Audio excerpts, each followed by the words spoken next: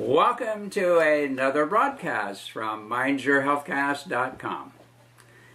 As you know, we have really been through a long journey now of covering so many different subjects in a sense, and yet they're all interrelated in some way to our health and well-being.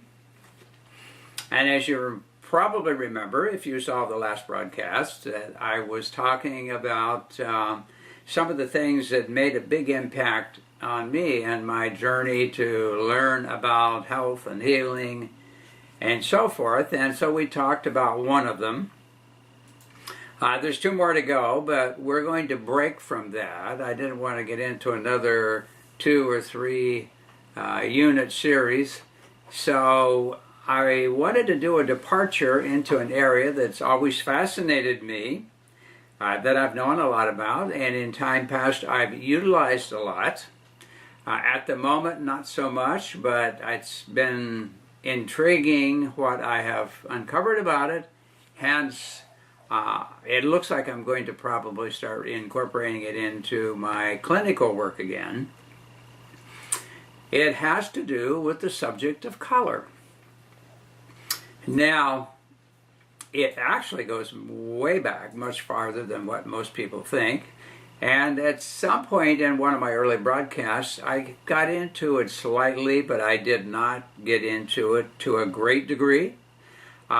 Today, of course, in the amount of time we have, we will certainly not be able to exhaust the subject, but maybe enough to whet your interest to get you looking into it. I've been fascinated by it, and of course we're all influenced by color all the time, both physically and emotionally, and most people aren't aware that they are to the same degree that others are, but certainly people in the field of art, either as artists or appreciators of art, they of course have the great appreciation for color mixing, and disharmonious color blending. And it's just so fascinating because when you look at it, I mean, starting from the pure scientific side, color has to do with frequency. And when you look at the electromagnetic spectrum of frequencies, and there are some charts like that, usually they look like a great big fan. And starting at the very lowest frequencies up to the very highest known frequencies, but of course it can go on who knows how far, because we certainly have not reached the end of it yet. But somewhere in the middle of this huge fan, we have this one little narrow line, and that little narrow line is what are caused the visible spectrum of the electromagnetic spectrum. Now, the visible spectrum means that all the colors that we sense, and a couple that we can't sense so well, except by effect, is the infrared, which is on the low end of the spectrum, below red, which is where it starts, all the way through to the violet end, which is the higher frequency, and there's where we find ultraviolet, meaning above violet. And so it's within that very narrow little band that everything that we see that allows us to perceive it because of the frequencies emitted by those different colors. Now, I've mentioned to people before when we're talking about the subject of color that it's perceptual in the person who sees it. Now, when I say that I see green, I have in my mind an idea of what green looks like.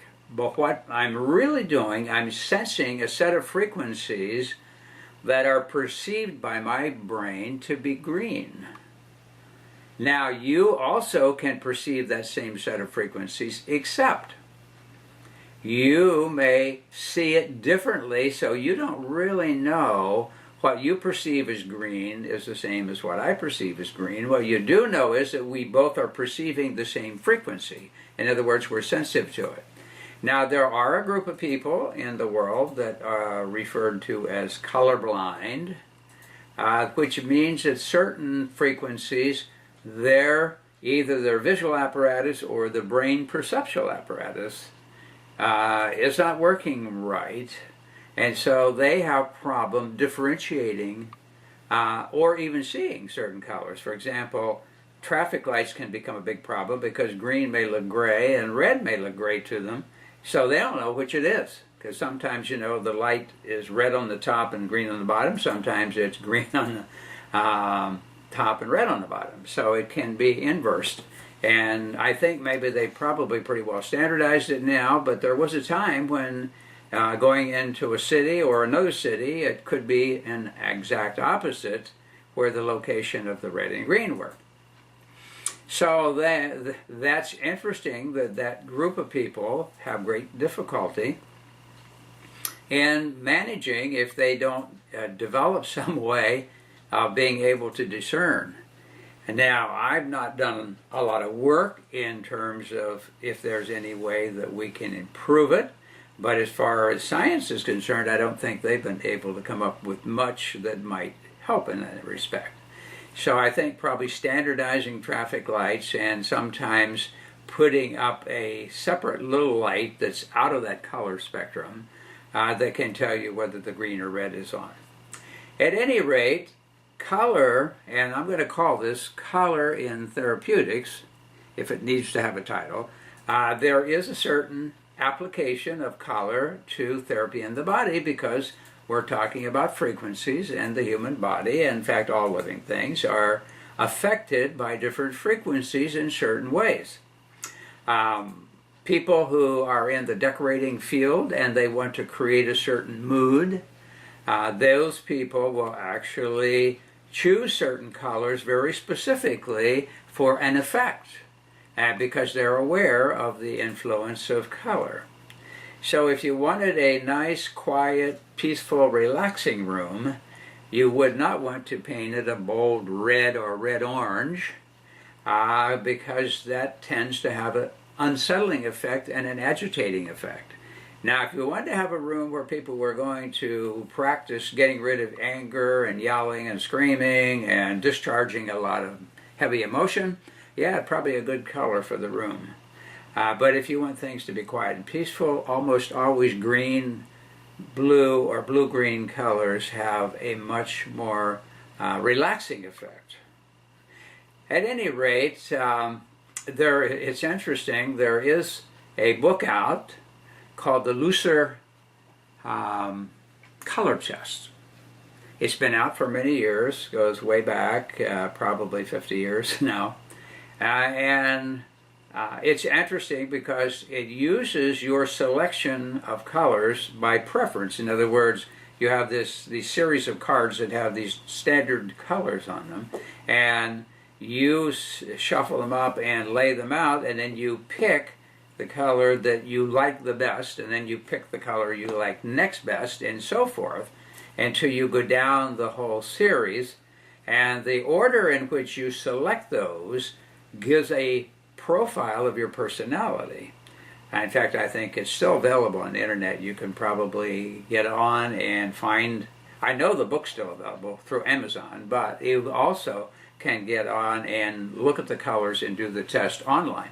So it's interesting that this Swiss doctor realized that what you at any given time were preferring in colors tell you a lot about your attitudes, personality, and so forth, and to me it seemed to be pretty accurate. So if you want to do a self-test, there's one you can do for yourself. Now that's from more of the psychological side, but therapeutically, each of the acupuncture meridians, those who are into acupuncture, which I have been and still am, those all respond better to certain frequencies related to certain colors because, again, as we say, we're talking really frequencies which are in a band that we can see. Now, when we receive a radio wave that gives us voice on our radio, that's also a frequency, but it's in a band that our eyes, our retina is not sensitive to, so it can't pick it up. And when we get an X-ray, we don't see the X-rays. We see a film that gives the effect of X-rays, but our apparatus of our visual system still is not sensitive. Now, understanding all that, then, a lot of people over the centuries, going clear back to ancient Greece and Egypt and India and China, those people were all tuned in to the fact that color could have an effect. And so they, in some way, made some use of it. Now, there are researchers that go way back. I think in the 1800s, there was a researcher that he was able to, his name was actually Pleasanton, Augustus Pleasanton. He found that blue color had an effect on the glands and the organs of the body and so forth. And so if the person had a problem with thyroid or adrenals or whatever, the exposing them to the colored light would have some effect on them. Now, I know many years ago, people in the field of hypnosis would use certain color to create the right environment to make the people be very relaxed and hence easier to become a hypnotic subject. I remember when I studied hypnosis very heavily at one time and was board certified as a hypnotherapist and have utilized it for some very interesting things, and maybe sometime we'll talk about it. I know there are still some people who have some type of what I call a superstitious feeling about it, that they take over your mind and control you, which is not true, and people don't get well because you give them a hypnotic suggestion. Your problems are all gone, you're going to be doing great. It doesn't quite work that way. It will enhance what you want to do, and so therefore it can be very useful if you're the type of person who wants to make use of it to more rapidly do something. It can do that, part of the reason because it puts you in the right state of mind so that you can make change.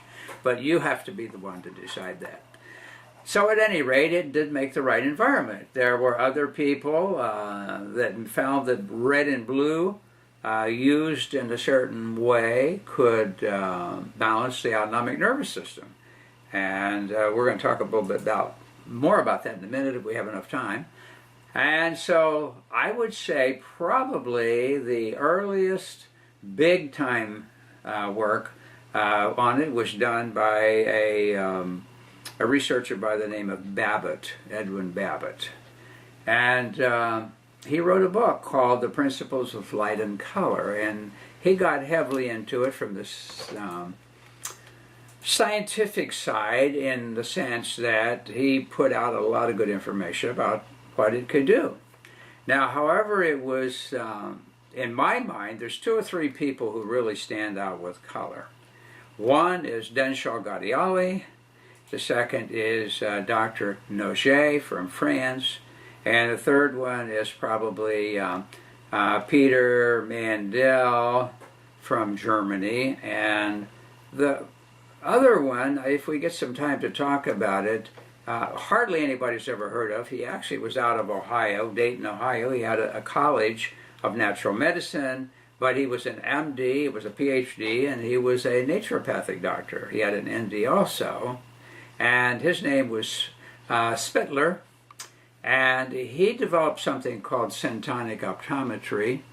And if we get enough time, we'll talk a bit about it, but I'll just throw this in case we don't, that it had to do with having you look into a device that gave you a color field.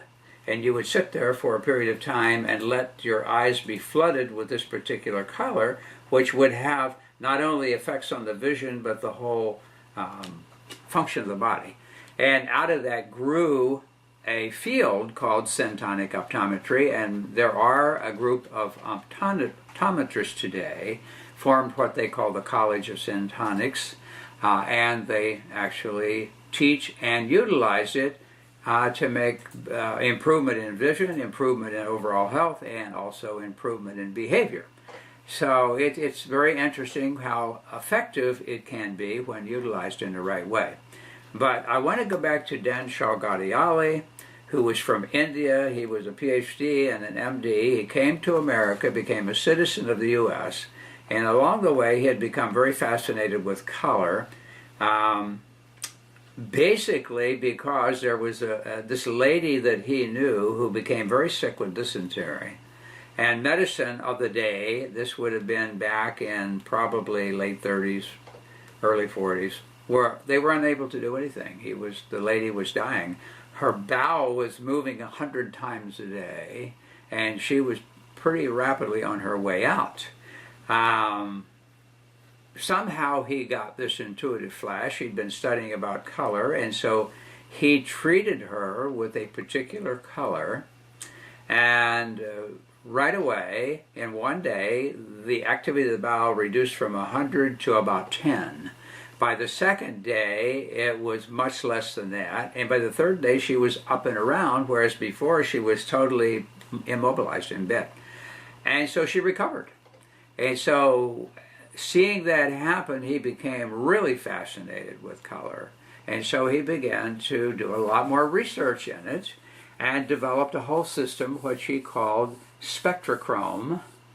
And of course it's an interesting story because by now we're into the 40s.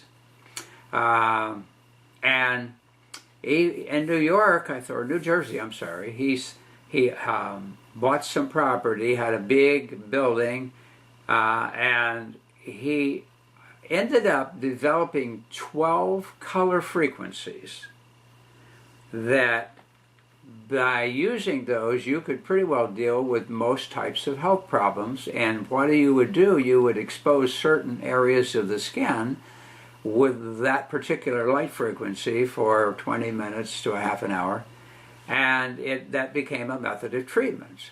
Well, it really caught on, and it was being used in actual hospitals. It was being used by many doctors, and they were doing a lot of things with it that the, quote, drugs of the day were not helping. And so it was growing pretty fast.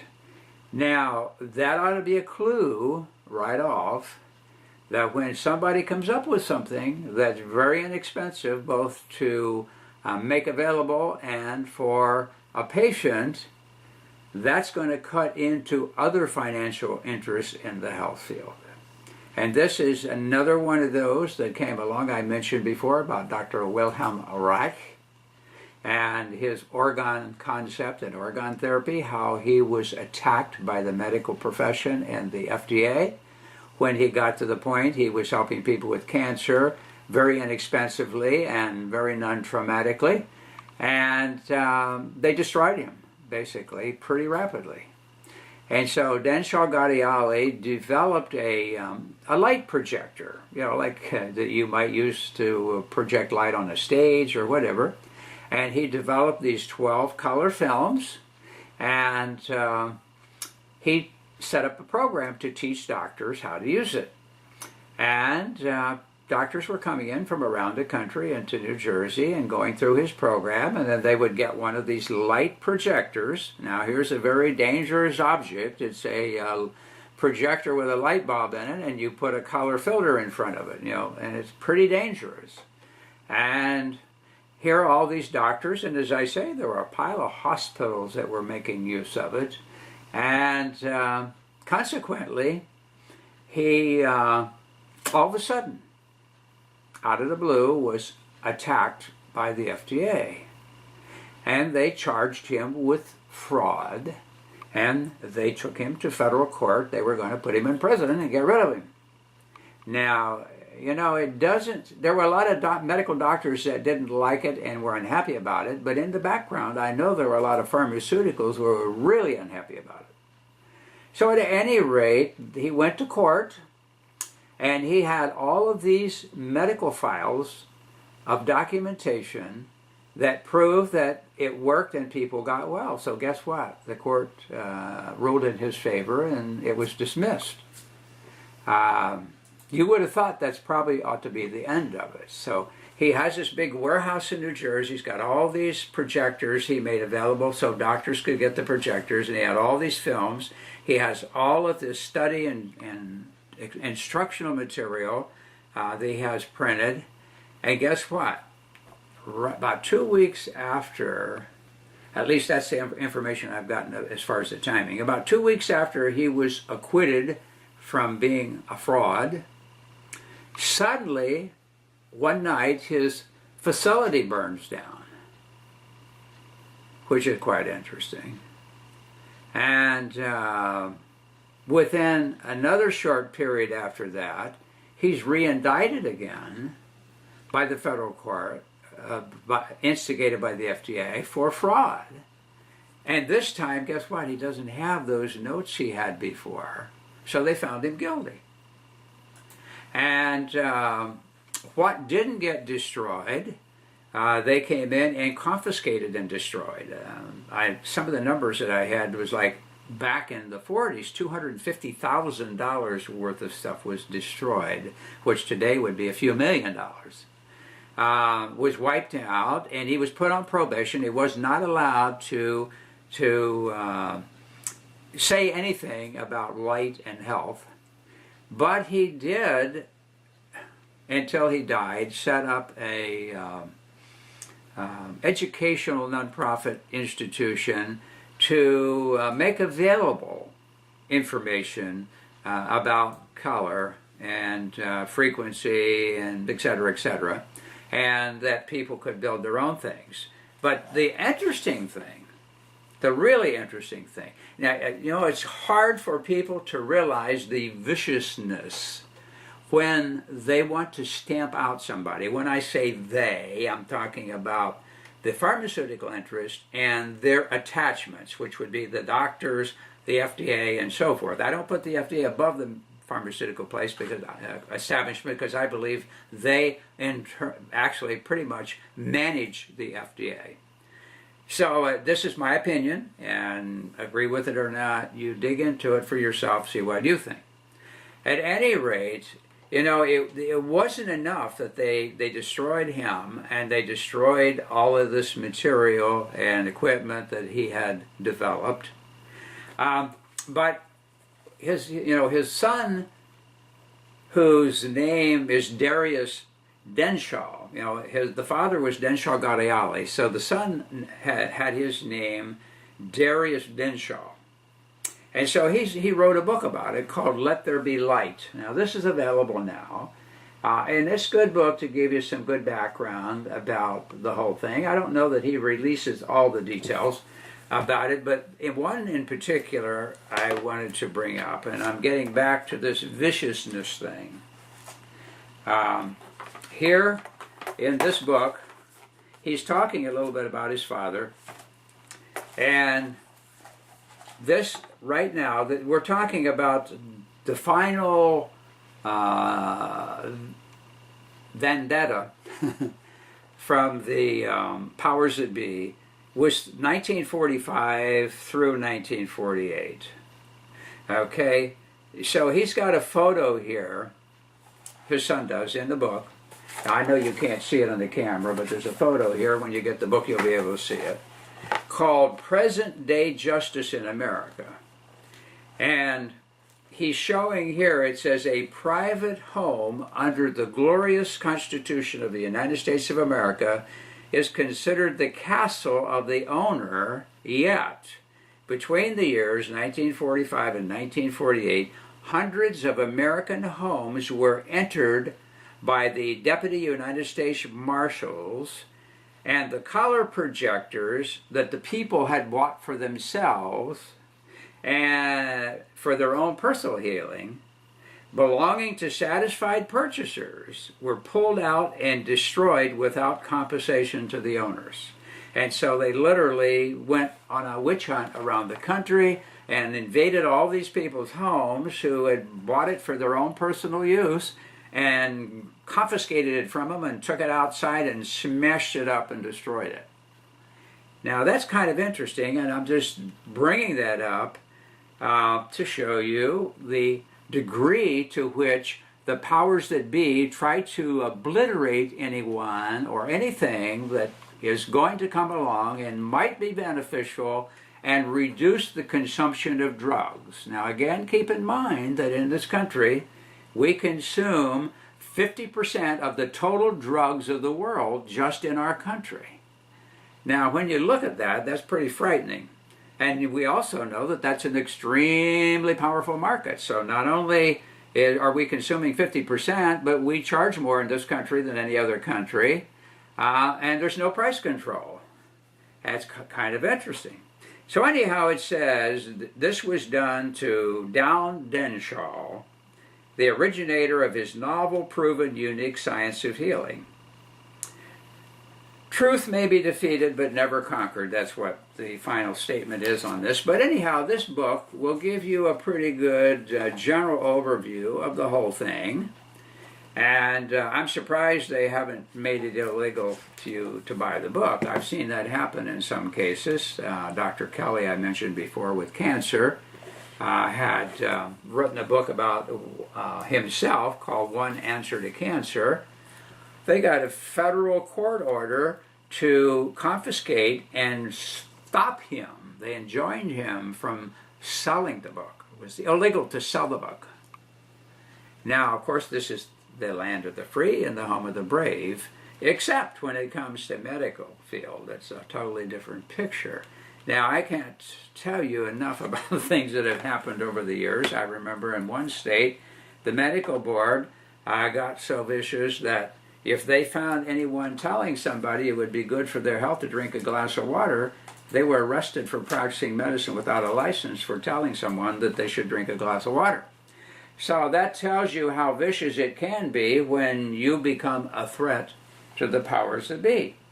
It's unfortunate that it's gotten to that point, but you know, if you'll remember, see, every one of these broadcasts I throw in pieces of information that when you step back and bring it all together, becomes quite fascinating, because you began to see the bigger picture. Now remember, Benjamin Rush, we mentioned back, who was one of the signers of the Declaration of Independence, had said that if we don't watch out, medical tyranny will take over in the medical field, and we have gotten there. He became aware of the politics of it way back then, and he became aware that people who have money can influence the outcome of Congress or anything else. And so here we are today in the same boat. We are under a monopoly that controls everything as much as they can, and anybody who comes along with something that's inexpensive, and certainly there was never any harm from the light therapy of using colors, but you would have thought it was some dangerous thing that could kill people because they might shine the light on them, and maybe it'll benefit them some. So at any rate, Denshaw became one of my favorites, Denshaw Gadiali, and as I say, if you want some background, get the book, Let There Be Light, by Darius Denshaw, his son. Now, he's still around, he's still in New Jersey, or at least he was, and I think he still is, and he puts out a newsletter, so if you want to check with him, you probably can get the newsletter and keep up with some of the things that are going on. So anyhow, things have been quiet on the color therapy ground for a while, but who knows? If it all of a sudden started gaining popularity, there probably would be a sudden rush to get out and wipe it out before it became too known.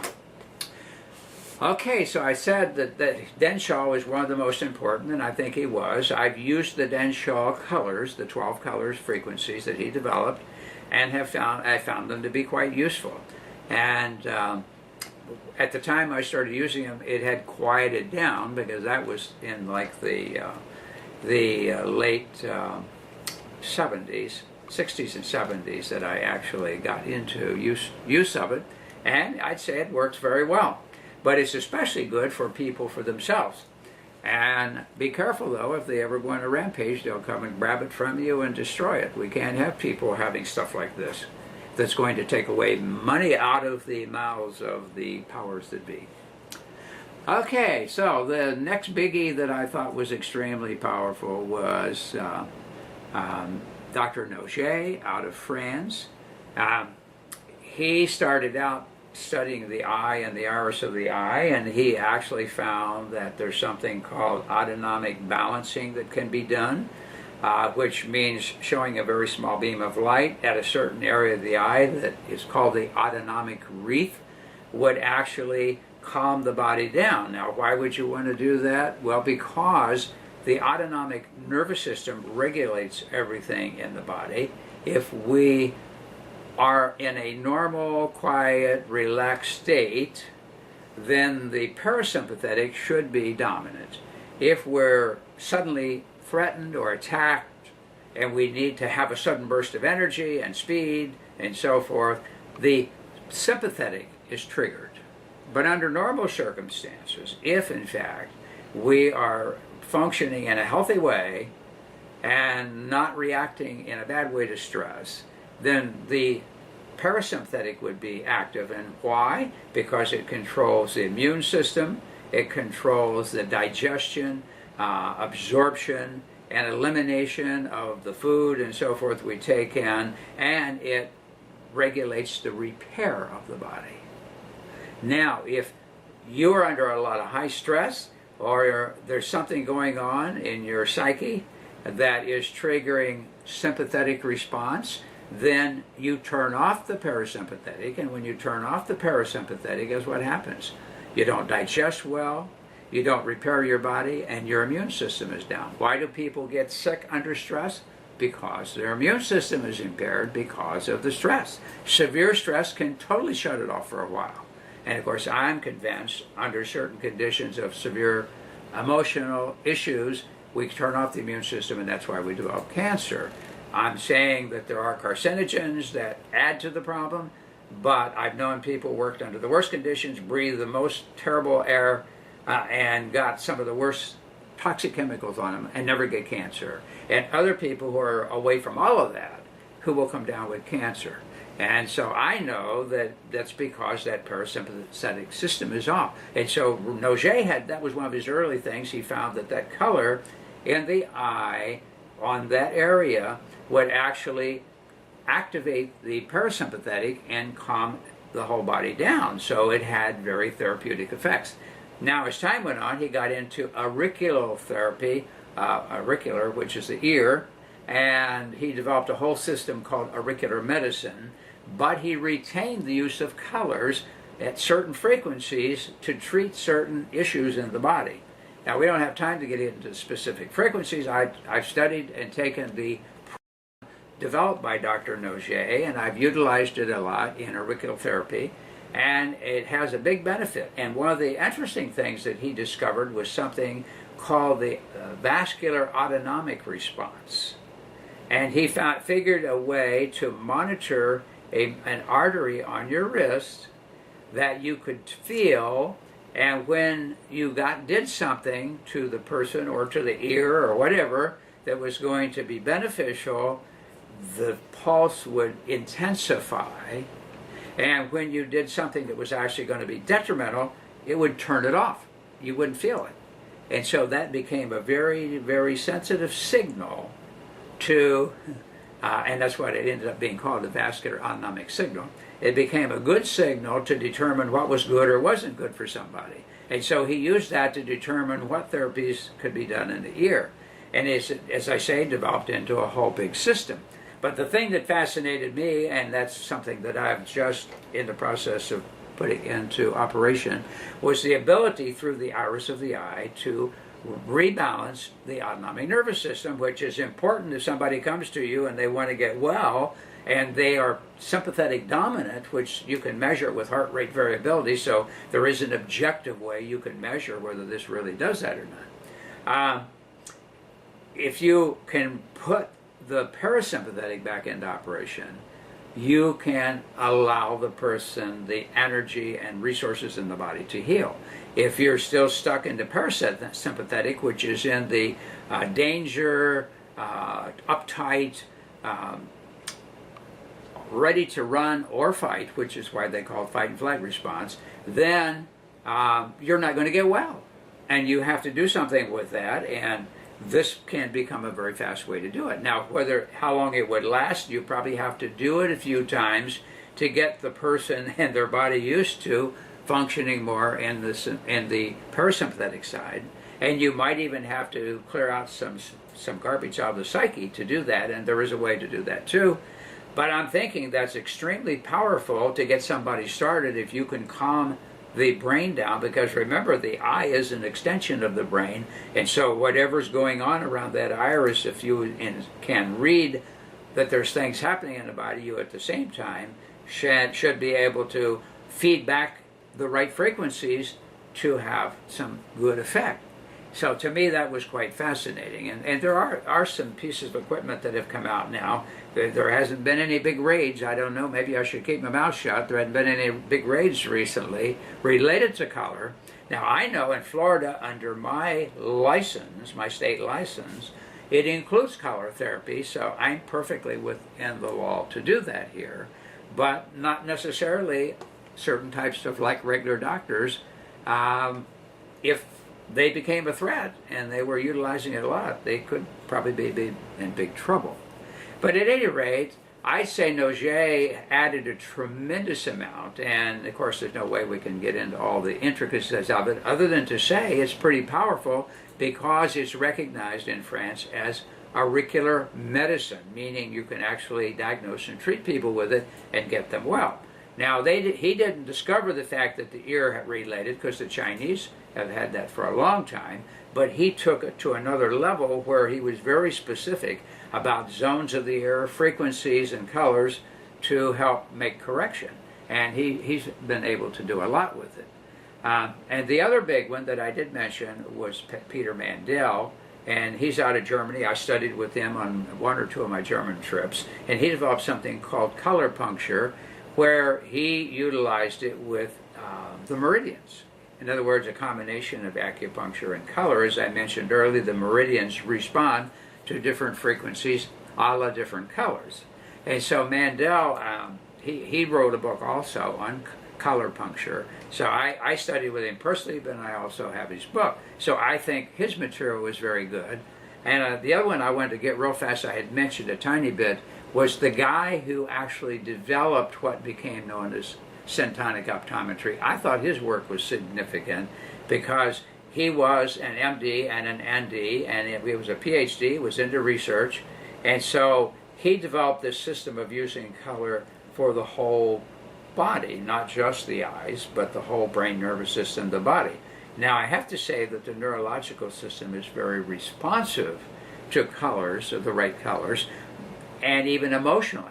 I mean, that's what I said earlier, that some people pick colors very specifically for the emotions. So for healing centers or whatever, it becomes important as to what color you pick. Other than that, there's some other work that was done. Now, I studied with Dr. Morel in Germany, Franz Morel, and he was responsible, along with Mr. Rasha from the Medtronic company, developing a piece of equipment that took the frequencies of the colors and reduced them down to the subharmonics of those colors. Now, we don't have time to talk about harmonics, but it's a multiple above or below a basic frequency. And so there's harmonics that go higher. For example, on a piano, if you do the note A, it's 440 cycles per second. That's standard A. Okay, now if you double that to 880, that's the first harmonic above. If you took it down to 220, that would be the first subharmonic below the 440. And so that's how harmonics work. And so what Dr. Morel and Mr. Rushay did is they reduced it down to a very much lower frequency than the actual frequency, which is way up high. And they put it into a unit that would use these frequencies as though they were colors. But you couldn't see it visibly, but it had an impact on the body because it was a subharmonic of a particular color. And so I not only studied with him, but I had the first units available out of Germany, and I worked with it for several years, and it was very helpful picking the right color and then treating the person with it, or in conjunction with other electronic treatments. And if you probably know by now, I'm big in electronics and the type of therapy I do. So I think that he did a good job, and I think that unfortunately Dr. Morel is now dead, Peter Mandel is still teaching and still doing work and still researching. And he did some other things too, which I studied with him, but it's beyond the scope of what we're talking about today. And I just wanted to give you an overview of the potential and the power and the fact that it could become a self-treatment type of therapy. Non-invasive, you don't have to punch holes in somebody, they don't even have to take anything internally. It can all be done from the surface, either on acupoints or zones. Now, a lot of people don't realize it, but there's something called dermatomes, which relate to nerves coming out of the spine, affecting certain skin areas of the body. So you can treat that dermatome because that part of the spine then relates to some organ or system in the body. And so just by shining the right frequency, it will penetrate the skin for several millimeters and can have effect internally on an organ. For example, you could treat the liver or the spleen or pancreas or whatever by different colors. And actually, Denshall Gadiali worked out pretty much all this stuff. He was a very astute researcher, and it was working. That's why he became such a threat. And all these doctors were doing well with it, and they were happy with it. And so we're at the hospitals. Now, it's interesting, in spite of all this, because I know if you get on Quack Watch on the internet, you're going to say there's nothing to this collar stuff, it's all bogus, because he says that. No matter what natural therapy pops up, you will see this guy's website pop up and called Quack Watch, and he'll say, there's nothing to it, there's no scientific evidence, blah, blah, blah. And, of course, he's full of baloney in my mind. And that's my opinion, and he's actually been sued in court and lost. There was a big lawsuit where he tried to harass some people out of California, and they took it to court against him and won, and they were supposed to pay millions of dollars, and I think they're broke, or at least officially they're broke, but somebody's funneling money in because he keeps these websites up and he keeps harassing. You'll find on his website that all the people, the doctors he says that are quacks, and all the procedures he says that are quacks, and all the supplements he says that are quacks, and homeopathy, which is totally bogus, in contrast to all the research that's come out in recent years to the opposite. He still said that. The same thing with electromagnetic therapy and pulse electromagnetic therapy. His stuff always comes up in the middle of a search for that. But the fact is, there's volumes of research out. In fact, an FDA-approved unit that uses pulse electromagnetic therapy on the brain for depression, and approved by the FDA. So when he has that on there, he's just I think, paid under the table by somebody to go out and stir up things and try to see how many people he can turn away from natural therapy. So just don't be surprised if you start looking for color things and you see Quack Watch pop up about it. Anyhow, I hope that I've given you some things to think about. I think we've gone over a couple minutes on our time. We want to bring you these things that are provocative, and as I say, don't take my word for it. I mean, if you get on to Amazon, you're going to find there's a lot more books than what I mentioned. There's a pile of books on color therapy that go way back, and as I say, to the 1800s, with Babbitt and some of the other work that was done. You can do, there's more books on Denshall spectrochrome than what I told you. This is the one written by his son, but there's some that go back that Denshall Gadiali wrote, and you would probably find them fascinating. In fact, he wrote a whole encyclopedia on color therapies. So at any rate, we've expended our time, and I've given you kind of a taste of color therapy, and I thought it was a good break. We'll be getting into a lot of intense stuff, so it's not bad once in a while just kind of take a different direction, although I feel it's very informative and very useful. And I know several people, patient-wise, who utilize color therapy for a lot of things. You have to watch, like everything else, that you don't use it as just a trying to manage symptoms, but it is going to have corrective action in the body, the same as acupuncture can be used either way. You can kind of try to manage symptoms, or you can actually correct the person, and the same is true with a lot of things. You can use herbs to help correct the person, or you can use them kind of like a drug to try to manage a symptom. So we are always wanting you to understand the big picture, how you can deal with the whole person. So as we've used up our time, we want you to go to the website, of course, and keep up with what we're putting on there, mindyourhealthcast.com, and from there there's a link to alternative health and prevention. Keep watching our broadcasts. Be sure and tell other people about them. We bring them to you free.